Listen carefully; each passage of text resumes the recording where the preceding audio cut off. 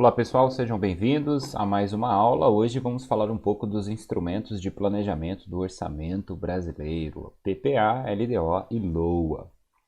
Seguindo aqui então, nós temos os instrumentos básicos de planejamento, como a Constituição determina, desses processos para definir como vai funcionar o orçamento. Vemos lá no artigo 165 a definição desses instrumentos a partir da Constituição Federal de 1988.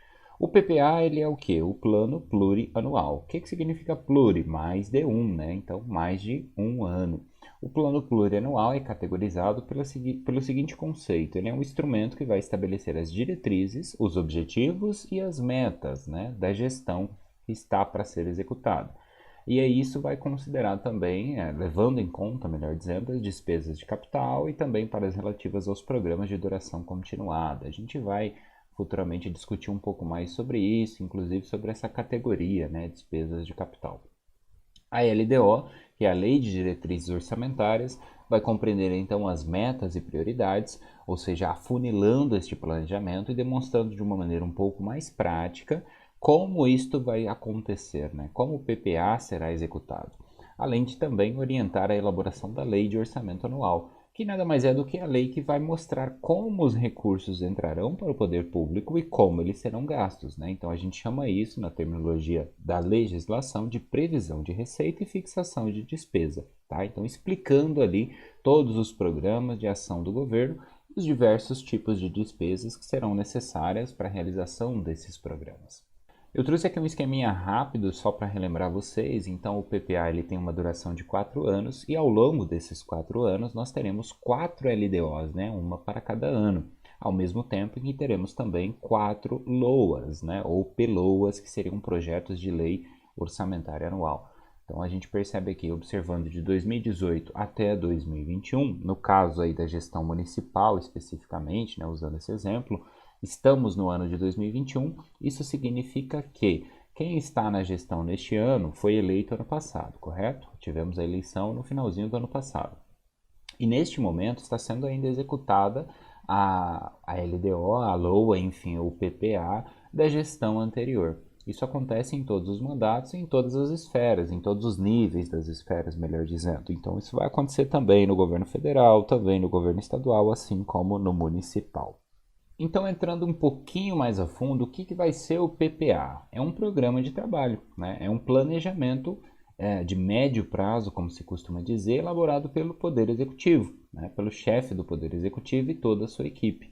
Ele vai ser executado, então, a partir do exercício financeiro seguinte ao da sua posse, ou seja, quem acabou de entrar na prefeitura agora, a equipe que está como responsável pelo mandato político nesses próximos 4 anos, está executando ainda o PPA da equipe anterior e vai já elaborar ao longo desse ano o seu, como a gente vai ver as datas a seguir, e isso permanecerá para o primeiro exercício financeiro do próximo mandato. Então teremos eleições no meio desse caminho, e aí quem ganhar, quem assumir a prefeitura, ou enfim, isso vai acontecer em todas as esferas, como eu já disse, vai continuar executando esse PPA até que ele termine.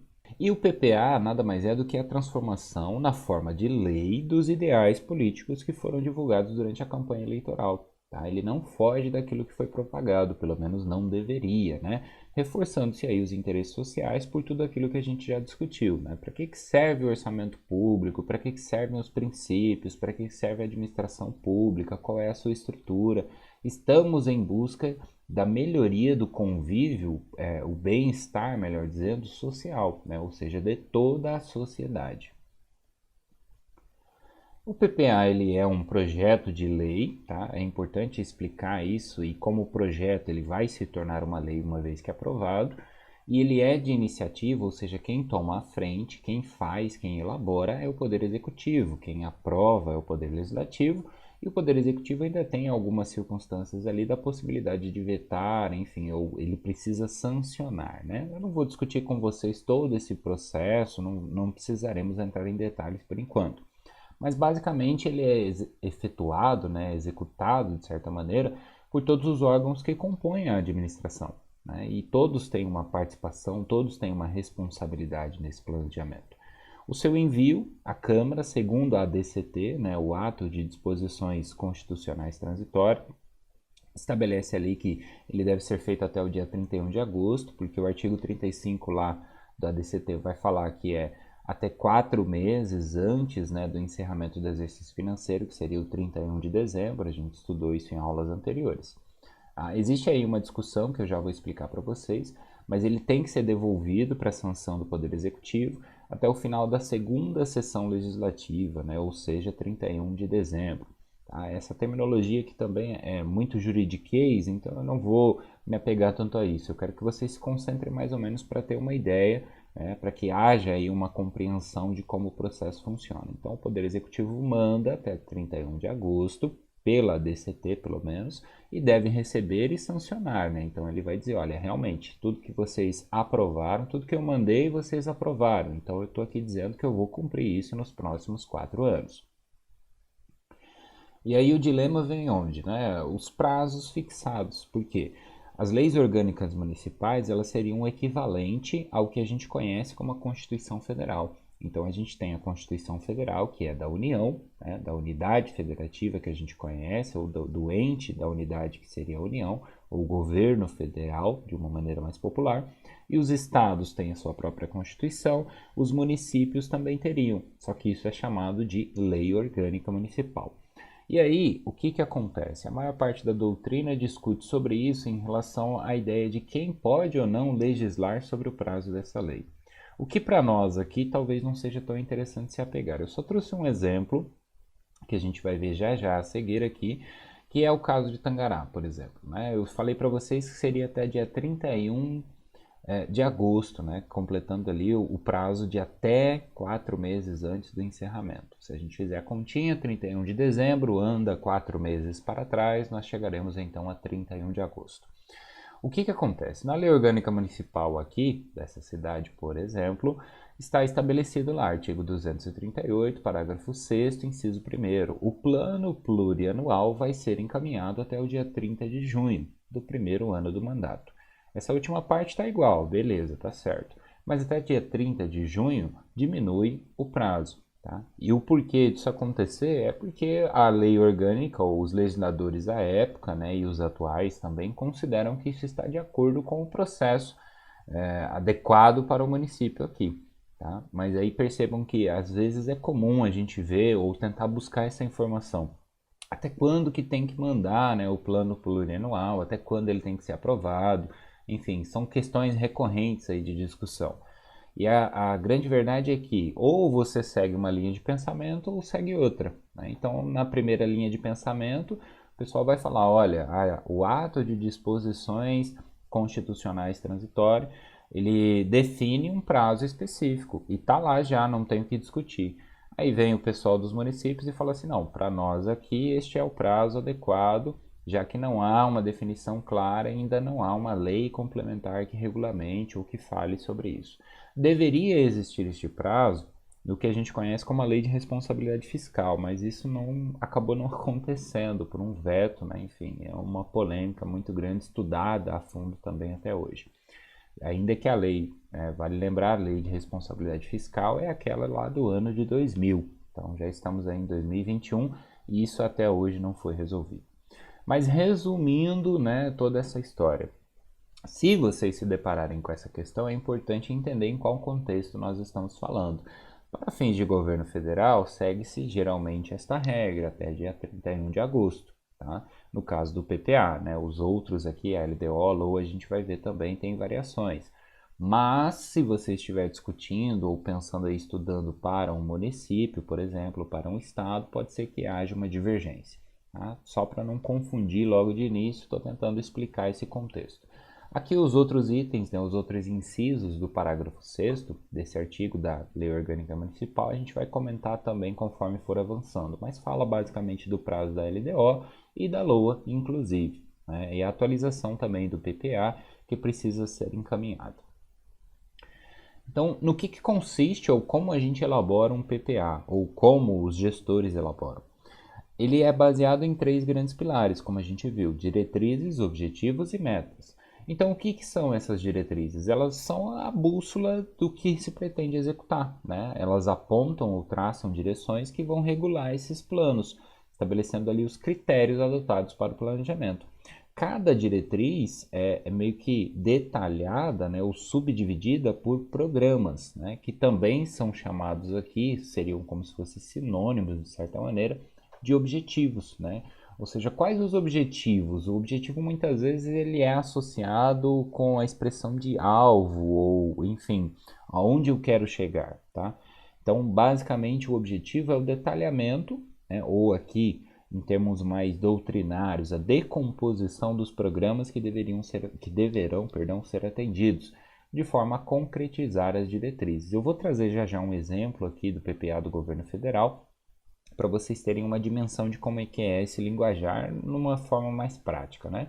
Indicando aí esses resultados que pretendem ser alcançados pela administração pública. Tá? Esses resultados eles são executados, né, ou são alcançados de maneira mais prática, quantificada, a partir do que a gente chama de ações ou também como sinônimo as metas.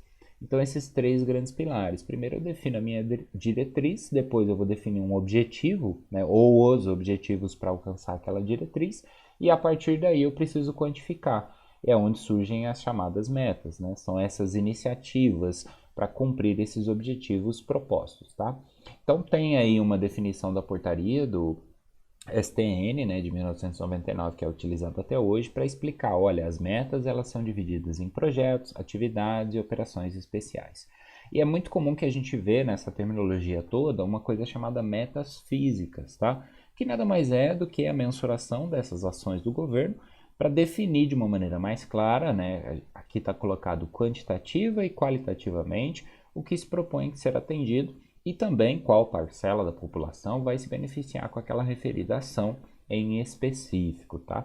Nada mais é do que ir detalhando, né? Um passo de cada vez. Primeiro pensa no macro, num contexto mais amplo, e vai ali reduzindo ou afunilando esse raciocínio para que não fique uma coisa muito vaga, né? Imagina, a gente tem um plano plurianual que diz, olha, queremos acabar com a fome no Brasil. Tá, mas como? Né? Primeiro a gente precisa fazer o quê? A gente precisa investir em produção de alimento? Tudo bem, então se esse é um dos objetivos, a diretriz é acabar com a fome e o objetivo aqui é investir aí para ter uma indústria que seja capaz de produzir todo o alimento necessário. Beleza. Uma das metas então vai ser, por exemplo, comprar um maquinário, outra meta vai ser qualificar pessoal e etc. Então vejam que esse desdobramento é meio que uma coisa natural do raciocínio, né? Senão teríamos aí diretrizes maravilhosas que nunca seriam alcançadas por nenhuma gestão pública. Então aí eu trouxe o exemplo do PPA, vou passar para vocês logo a seguir aqui o link, né? Mas no artigo 3º lá do projeto de lei vai ser definido então, são diretrizes, cita 20, eu trouxe algumas aqui só para a gente comentar, então por exemplo a primeira, né? O aprimoramento da governança, da modernização do Estado, da gestão pública federal com eficiência administrativa, transparência da ação estatal, digitalização de serviços governamentais e também promoção da produtividade da estrutura administrativa. Se isso é uma diretriz, a gente vai precisar depois, então, se fôssemos aqui discutir o PPA, né, do governo federal, a gente teria então que entrar em detalhes para avaliar, olha, como é que o governo pretende digitalizar os seus serviços? Né? Quais são os objetivos que ele precisa cumprir para que isso aconteça efetivamente? E as metas seria mais ou menos dizer, ele vai ter que então investir em equipamento, pessoal, enfim, como ele vai alcançar isso. Tá? Outra diretriz que eu trouxe como exemplo aqui é busca contínua, né, pelo aprimoramento da qualidade do gasto público.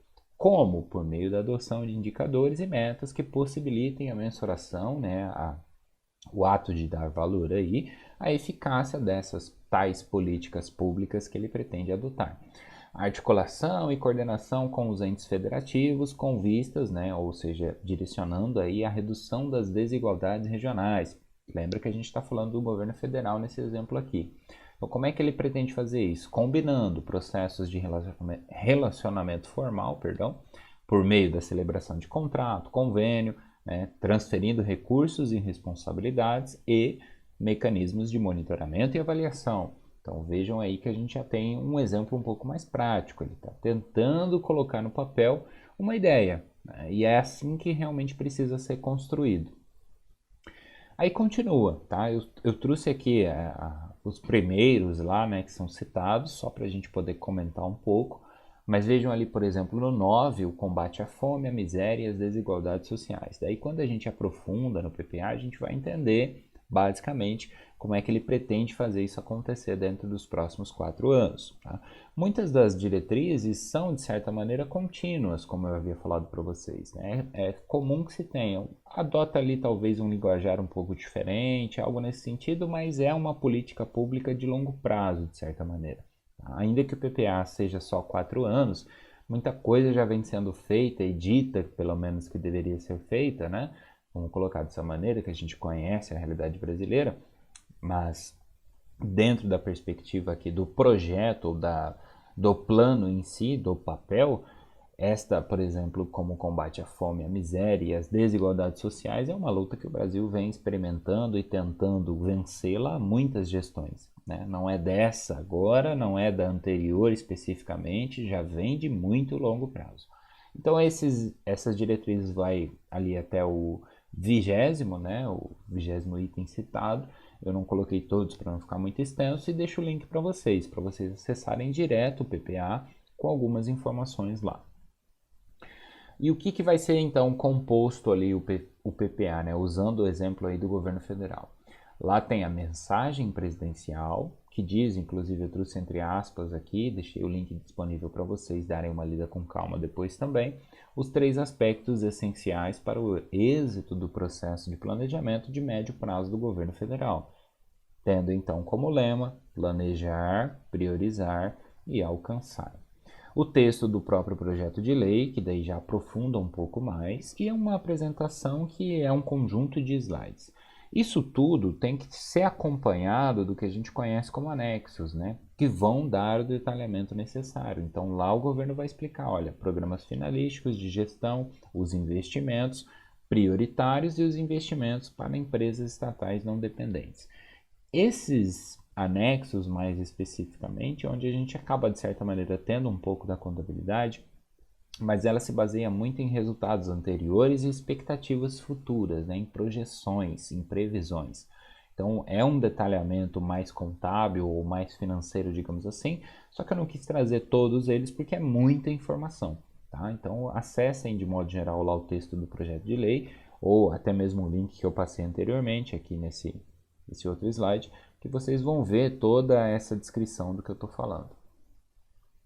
Avançando aí para a LDO, a gente vai ter então a LDO sendo caracterizada como planejamento operacional anual. Né? Ela é, de certa maneira, de 1 ano e meio, acaba estendendo ali um pouquinho por conta dos prazos de envio, recebimento e sanção. E ela vai dizer o que? Olha, vai incluir as despesas de capital para o exercício financeiro subsequente, vai orientar a elaboração da lei orçamentária anual e vai dispor também sobre eventuais alterações na legislação tributária, né, para definir qual é além de definir qual é a política de aplicação das agências financeiras oficiais de fomento. Vamos focar no que é mais visto no nosso dia a dia. Então, se eu tenho lá um grande plano de 4 anos, eu tenho que ter, de certa maneira, um orçamento para executar esse plano. Né? Então, a LDO ela vai justamente dar essas diretrizes aplicadas, né? Já no aspecto orçamentário propriamente dito. É por isso que ela leva esse nome. Então, a partir da Lei de Responsabilidade Fiscal, ela passou a ter uma conotação ainda mais importante. Porque daí apresentaram-se ali alguns conceitos para buscar, olha, você vai ter que encontrar um equilíbrio entre receita e despesa. Porque o que acontecia? Se eu tenho lá diretrizes, metas, objetivos para serem cumpridos, eu precisava demonstrar isso de uma maneira um tanto quanto mais realista. Né? E aí, às vezes, acontecia na tentativa de demonstrar o alcance dessas metas, desses objetivos e até mesmo das diretrizes, o orçamento público brasileiro não fechar. Né? E não fechar no sentido de acabar no vermelho, não haver equilíbrio entre o que ele arrecada e o que ele gasta. Então ele estava gastando muito mais do que arrecadava. E aí, infelizmente, isso fez com que as contas públicas ficassem fora de um alinhamento adequado. A partir de 2000 houve uma cobrança, ali anos posteriores, houve uma adaptação e hoje praticamente todos os municípios já se adequaram a essa realidade. Além disso, a LRF também complementa dizendo, olha, Aqui estão os critérios e a forma de limitação para a utilização dessas despesas, que é o que a gente vai chamar aqui de empenho, para você cumprir certas metas fiscais em relação também a resultado primário e nominal, que a gente vai ver quando estudar as demonstrações. Direcionar formas de limite de gasto, com pessoal, limite de dívidas, uso da reserva de contingência, avaliação de passivos contingentes, que são aqueles que a gente não tem exatos valores, mas tem ali um aspecto de previsibilidade, outros riscos capazes de afetar também o equilíbrio das contas públicas, e a inclusão do que a gente chama de anexo de metas fiscais e riscos fiscais, que a gente vai ver daqui a pouquinho. Então a LDO, em suma, é o que? É um projeto de lei também, ela é uma lei também de iniciativa do Poder Executivo, que é uma forma de complementar o que foi dito no PPA. Né? Os departamentos de planejamento, contabilidade vão ter uma participação, apesar de quem assinar, aqui está escrito dessa maneira para dizer o seguinte, olha, quem assina é o chamado Poder Executivo, mas a base dessa informação vem justamente dos departamentos de contabilidade e também de planejamento, né? As grandes secretarias ali de administração, enfim, que vão conseguir ordenar essa informação. O envio deve ser feito até o dia 15 de abril de cada ano, sendo devolvido para a sanção do Poder Executivo até o final da primeira sessão legislativa, que seria o dia 17 de julho. Tá? Então, lembrem-se sempre desse processo ou do ciclo orçamentário. A gente está executando aqui a LDO de 2021. Ela foi elaborada lá em 2020, no ano passado. Ela foi aprovada em 2020, no ano passado. Então, sempre tem-se essa característica de uma previsibilidade, de uma antecipação da informação, digamos assim. E aqui eu volto no mesmo dilema em relação a prazos e definições. Porque, como a gente viu anteriormente, a lei orgânica aqui do município vai estabelecer que é até o dia 1º de agosto. Pode parecer um pouco confuso, pode acontecer aí de uma interpretação inicial ficar meio confusa, né, de modo geral, mas vamos com calma, tá? Aí eu trouxe também para reforçar aqui o artigo 45 da Lei Orgânica Municipal, que vai dizer, olha, a Câmara de Tangará vai se reunir anualmente na sede do município de 1º de fevereiro a 17 de julho e de 1º de agosto a 22 de dezembro. Tá? De novo, é a mesma discussão. Se a gente for para os livros, para a doutrina, eles vão abordar muitas das vezes, né, um aspecto mais para o governo federal. E aí está lá a DCT, ato de disposições constitucionais transitório, que vai determinar esse prazo.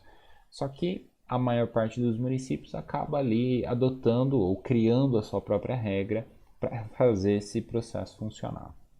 Então não tem problema, tá? Para nós aqui isso vai ser perfeitamente adaptado e a gente vai seguir um cronograma já pré-estabelecido e não é o foco da disciplina. É só para que, caso vocês estudem esse material, percebam ali algumas diferenças, não se assustem. A gente vai ordenando esse conhecimento. E os instrumentos para a gente elaborar, então, uma LDO vão ser metas e prioridades. Tá? Eu coloquei o mais metas fiscais porque fica 2 metas mesmo, para separar isso. Por quê? O que seriam, então, metas e prioridades aqui no contexto? As metas e prioridades vão ordenar de uma forma mais hierárquica quais serão as ações realizadas. Então, eu trouxe um exemplo extraído de um dos livros da nossa bibliografia que vai dizer o seguinte, olha, no PPA, se tiver uma meta de construção, por exemplo, de 2 unidades de saúde e uma outra meta para aquisição de equipamento para esses postos, né, de saúde. Primeiro, eu vou ter que avaliar se a construção desses postos vai ser feita de forma concomitante, ou seja, junta, né, paralela. Ou se a prioridade, por exemplo, para o exercício de 2021, ou 22, 23, qualquer que seja, né, o planejamento ali, é a construção de uma unidade. Então, por exemplo, eu vou fazer uma nesse ano, vou fazer outra ano que vem, 2022. Então, isso tem que ser separado, isso tem que ser colocado e organizado na forma de prioridade. Eu preciso dizer para onde eu vou dar a minha atenção inicialmente, quais são os meus prazos, quais são os meus objetivos. Por exemplo, eu vou construir junto. Tudo bem, então a cada ano eu tenho que construir pelo menos 30%. Eu tenho que construir pelo menos 50% de cada uma, para garantir que haja ali de fato uma meta, né? Para garantir que essa meta inclusive seja quantificada, que eu tenha capacidade de avaliar isso depois. Acabou o ano, eu chego lá e eu vou medir. Ah, construiu só 30%, então eu já sei que eu não estou dentro da meta que eu mesmo estabeleci para minha gestão. E por fim, ainda no mesmo exemplo, se a aquisição dos equipamentos, que seria outra meta, né, complementar aqui ao nosso raciocínio, vai ser feita também no exercício, naquele ano, ou num ano depois, ou enfim, daqui 2 anos, para que isso seja explicitado no que a gente vai então identificar como um anexo citado, que seria esse anexo de metas fiscais. Tá? Ele tem esse nome pela legislação, mas a gente pode chamar ele também só de metas fiscais.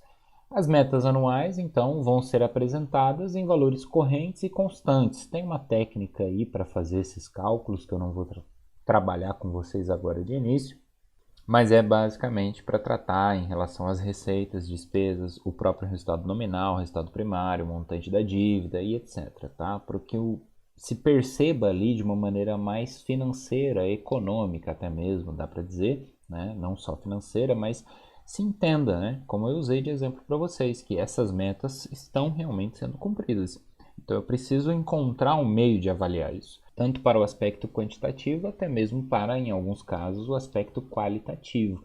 É necessário ter essa discussão e essa avaliação em relação às metas estabelecidas. Tá? Então ele faz ali uma avaliação do cumprimento das metas do ano anterior, ele tem ali um demonstrativo específico que vai constar a memória de cálculo, metodologia, para justificar os resultados. Né? Também não adianta eu usar uma metodologia que ninguém concorda. Eu preciso ter regras, eu preciso usar algo que seja cientificamente aceito e tudo mais. Então, ao longo do processo das aulas, ao trabalhar com as demonstrações contábeis, a gente extrai algumas informações e começa a entender melhor esse processo acontecendo. Ainda dentro do anexo de metas fiscais, a gente vai ter que demonstrar a evolução do patrimônio líquido, né, também nos últimos 3 exercícios, destacando a origem e aplicação dos recursos obtidos com alienação de ativos, avaliação da situação financeira e atuarial, dos regimes próprios de previdência, isso é uma coisa importante do setor público, demonstrativo da estimativa e compensação da renúncia de receita e também a margem de expansão das despesas obrigatórias de caráter continuado. Tá? Então, isso tudo aqui vem de onde? Vem da Lei de Responsabilidade Fiscal. O anexo de metas fiscais é apresentado ali com essas regrinhas, tá?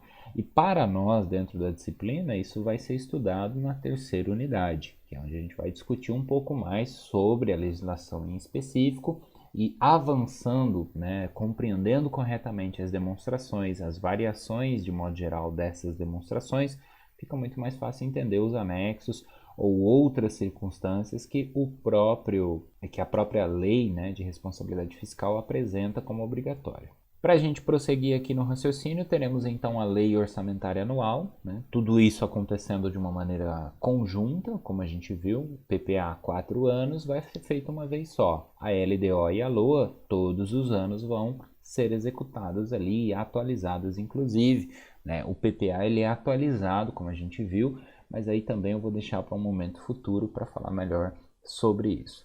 Então, o que a LOA tem que ter? Ela tem que ter a discriminação, né? O detalhamento ou a separação da receita e a despesa pública ao mesmo tempo. Para quê? Para dizer, olha, é daqui que os recursos que a gente pretende, das políticas que a gente pretende executar, é daqui que os recursos vão sair, né?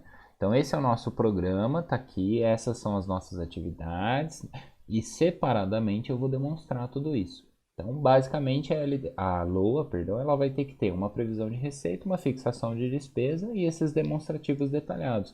E daí vira um monte de anexo, né? Bastante informação, devido à complexidade do setor público.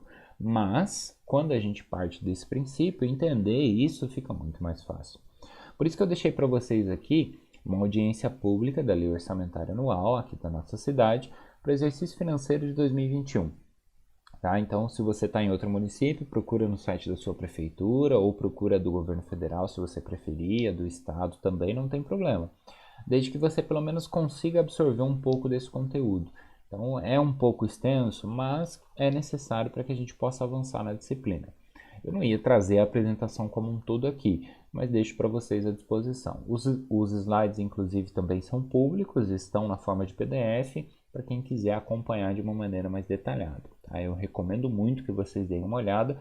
Tá? Então, se lá atrás a gente pensou em diretrizes, objetivos e metas para o PPA, Depois, a gente aprofundou essa discussão e observou que a gente precisava definir metas e prioridades. Agora, a gente precisa elaborar de fato a nossa lei orçamentária anual. E como que a gente faz isso? A gente vai utilizar o orçamento fiscal, o orçamento de investimentos e o orçamento de seguridade social. Quem fala que tem que ter esses três grandes campos, digamos assim, ou essa divisão, né, é a própria Constituição Federal. No caso do município mais específico, isso é replicado, tá? Eu deixei o link da LOA aqui para que vocês pudessem dar uma olhada e entender um pouquinho mais. A gente vai usar alguns slides, mas eu quero que vocês acessem lá para poder ver o exemplo prático de um município que já elaborou uma LOA, que é inclusive a que nós estamos executando agora ao longo de 2021. É interessante para a gente conhecer a nossa realidade. E o que é então cada um desses ou como funciona essa ideia numa visão assim bem geral para a gente resgatar os conceitos. Percebam que aqui nesse exemplo, que é o mesmo link que eu passei para vocês, o orçamento de investimentos ele não existe, né? Porque o orçamento de investimentos, mais especificamente, seriam as empresas que o município, direto ou indiretamente, detém a maioria do capital social com direito a voto. É o que a gente chama então das empresas estatais, né? Que neste caso não havendo, não faz parte. Então não teremos um orçamento de investimentos, mas percebam que aqui o município ele vai ter um orçamento fiscal e um orçamento da Seguridade Social, cada um deles destacando aí os seus valores e as grandes áreas. Então na Seguridade Social a gente vai ter saúde, assistência social e o Serraprev, né, que é o regime próprio de previdência do servidor público do município. E no orçamento fiscal a gente vai ter então detalhado ali também só como orçamento fiscal. Fiquem tranquilos que eu vou mostrar logo a seguir para vocês.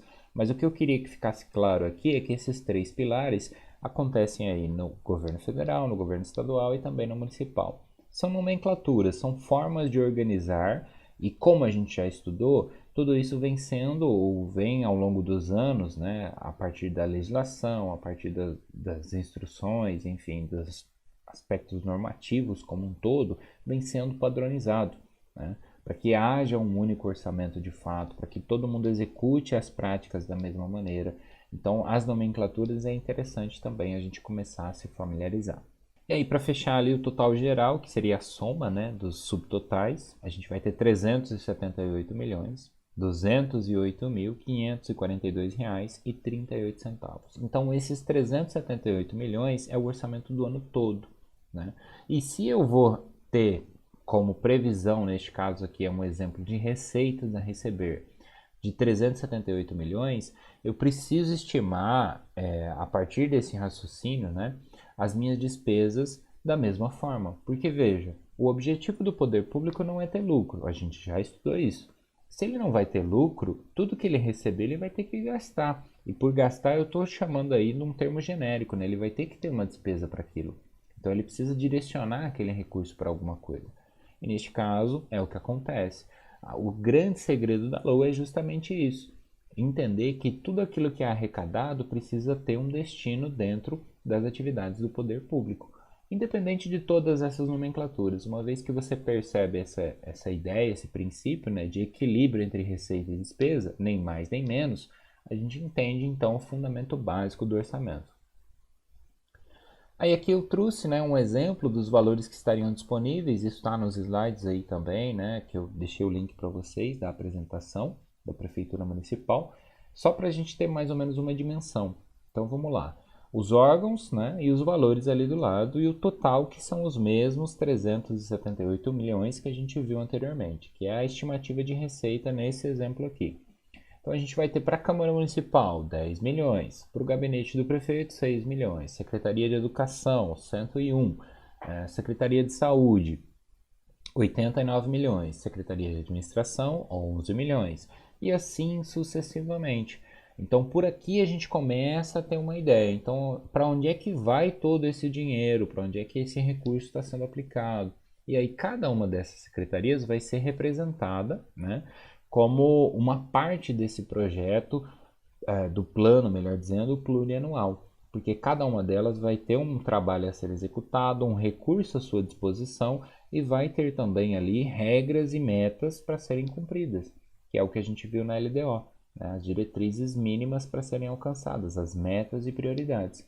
Então, tudo isso é uma coisa só, né? Acaba sendo um pouco distante do cidadão, porque normalmente a gente não participa da audiência pública que mostra tudo isso, que bota em discussão esses valores, ou talvez por não trabalharmos diretamente no setor público, a gente não evidencia isso sendo executado no dia a dia, mas pensem e percebam que conhecendo ou redescobrindo esse conhecimento, é possível que a gente execute melhor o nosso papel como cidadão. Então aí para fechar a nossa aula de hoje, que eu imagino que já ficou um pouco mais extensa, né, do que vocês estão acostumados, por ser muito conteúdo teórico, eu só queria fazer questão de ter uma aula sobre isso para relembrar o mínimo necessário para quando a gente colocar em prática a elaboração da LOA, para daí executar o orçamento e observar ali uma LDO, um PPA também, a gente precisa então fechar o raciocínio com o quê? São instrumentos de planejamento e execução orçamentária, vão contemplar aí todas as ações previstas na gestão, né, no chamado mandato. O PPA é um plano de médio prazo, tá? O curto prazo fica então para a LDO e para a LOA, que vão acontecer todos os anos. Tá? Ali está 1 ano e meio, mas é por conta daquelas datas. E aí o que eu tenho que lembrar? PPA, diretrizes, objetivos e metas. LDO, metas e prioridades. E a LOA? A LOA são os recursos, como eles vão entrar para o cofre público e como eles vão transitar e sair, né? Transformando-se ali em serviços para a sociedade. Então, o grande objetivo de tudo isso é o quê? É garantir o equilíbrio do uso desses recursos públicos, né? Mantendo ali a importância, depois de que a gente já falou isso 1000 vezes, mas mais uma vez, do orçamento e da execução orçamentária, que é a grande base da contabilidade aplicada ao setor público. E ela vai acompanhar esse processo como? Com tudo aquilo que a gente viu também, registrando e evidenciando por meio dos seus subsistemas. Então, controle patrimonial, orçamentário e as próprias contas de controle e compensação, né, 7 e 8, segundo o PCASP, vão evidenciar essa informação. Então, percebam que para eu elaborar nesse momento, no ano de 2021, o PPA para os próximos 4 anos, o que é que eu vou utilizar de base? Os dados históricos. E quem é que me traz esses dados históricos? O Departamento de Contabilidade, né, que vai justamente elaborar essas demonstrações contábeis. Então, como é que eu vou estimar uma receita? Como é que eu vou elaborar ali uma previsão para a receita orçamentária? Eu vou justamente observar o histórico que a prefeitura, enfim, que o órgão, né, o ente estatal tem. Então, é a partir dessa informação contábil que tudo isso aqui acontece. E ainda que a gente esteja falando aqui, olha, é o começo, né? É o planejamento sobre, em relação ao orçamento. Mas nesse momento a contabilidade já está acontecendo, como a gente viu nos exemplos anteriores. Então eu espero ter contemplado aí os requisitos mínimos, né? Uma noção geral e ainda que simplória, direcionada para aquilo que a gente está buscando, para que na próxima aula a gente faça uma revisão, um fechamento de conceitos, e aí, de modo que a gente complete a primeira unidade, a ponto de chegar para a segunda unidade e falar, muito bem, vamos agora nos dedicar então à elaboração do balanço orçamentário, né, a partir de uma LOA, a partir de uma LDO e a partir de um PPA, ok? Então, seguindo com o nosso raciocínio, acredito que a disciplina vai começar a se tornar um pouco mais prática de agora em diante, a partir dessa revisão e do fechamento da primeira unidade, e a gente vai conseguir colocar um pouco mais do nosso conhecimento também, da nossa vivência, enfim, das nossas experiências e exemplos dentro dessa disciplina. Então, quero agradecer a todos vocês pela participação, aí, a paciência, né, em virtude das condições dessa aula, que demorou um pouquinho mais, e de modo geral, me coloco mais uma vez à disposição. Bons estudos, não deixem de acessar todos os links que eu coloquei, porque é um material complementar, bacana, aumenta a experiência e vai aprimorar o estudo de vocês.